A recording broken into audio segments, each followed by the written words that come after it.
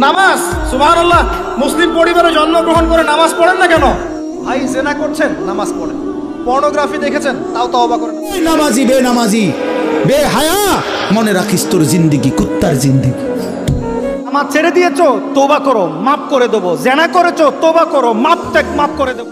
যেহেতু তার ঘাটতি, দেখো তো আমার বান্দার কোনো নফল ইবাদত আছে কিনা। ফেরেশতারা বলবে আছে। আল্লাহ বলবেন তাহলে ফরজগুলার যেহেতু ঘাটতি, নফল থেকে কিছু এনে ফরজে বসাই দিয়ে ওগুলোর ফরজ বানায় দাও।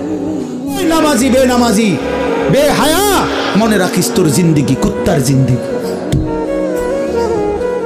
তোদের যাদের কপালে সেজদা নাই, তোমাদের জীবন কুত্তার জীবন। মনে রাখো, কামাসালিল কাল,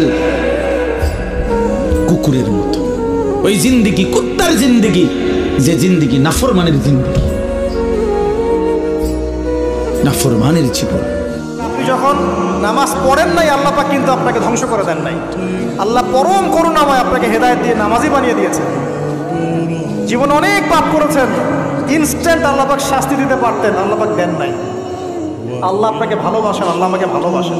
আল্লাহ পাকের এই ভালোবাসার ঋণটা শোধ করার জন্য হলেও নামাজি হয়ে যান, আল্লাহর পথে ফিরে আসেন, দিনের জন্য কিছু করেন, দিনের ফিকির করেন, পড়াশোনা করেন। ছেড়ে দিয়েছো, তওবা করো, মাফ করে দেবো। জেনা করেছো, তওবা করো, মাফ করে দেবো।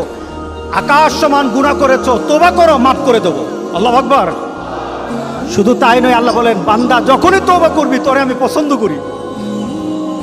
এত গুনাহ করার পর তুই যখন আমার সাথে তওবা করবি, আমি তোরে পছন্দ করি।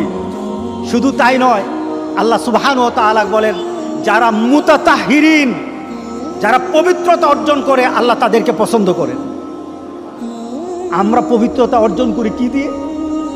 উযু দিয়ে। বলেন কি দিয়ে? উযু দিয়ে।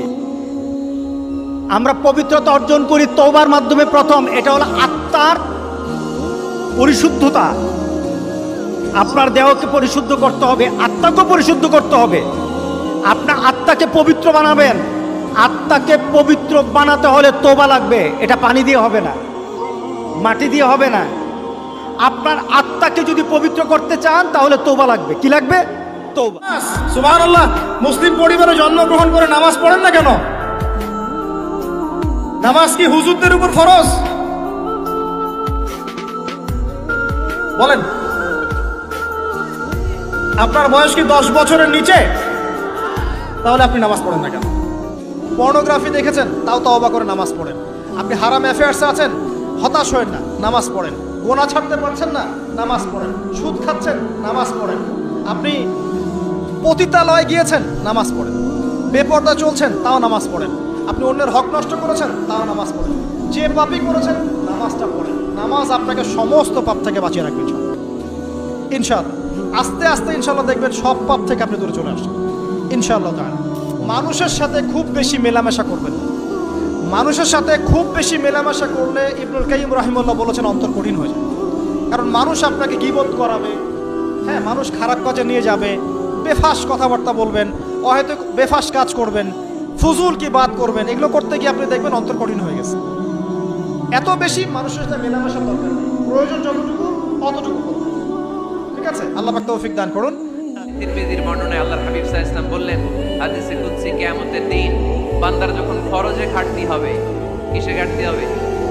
ফরজে। আল্লাহ পাক বলবেন উনজুরু হাল্লি আবদি মিন তাতাওয়ু, ও ফেরেশতারা দেখো তো আমার বান্দা নফল করছে কিনা। ফরজে যেহেতু তার ঘাটতি, দেখো তো আমার বান্দার কোনো নফল ইবাদত আছে কিনা। ফেরেশতারা বলবে আছে। আল্লাহ বলবেন তাহলে ফরজগুলার যেহেতু ঘাটতি, নফল থেকে কিছু এনে ফরজে বসাই দিয়ে ওগুলোর ফরজ বানায় দাও। এজন্য নফল ইবাদতের দরকার আছে না নাই?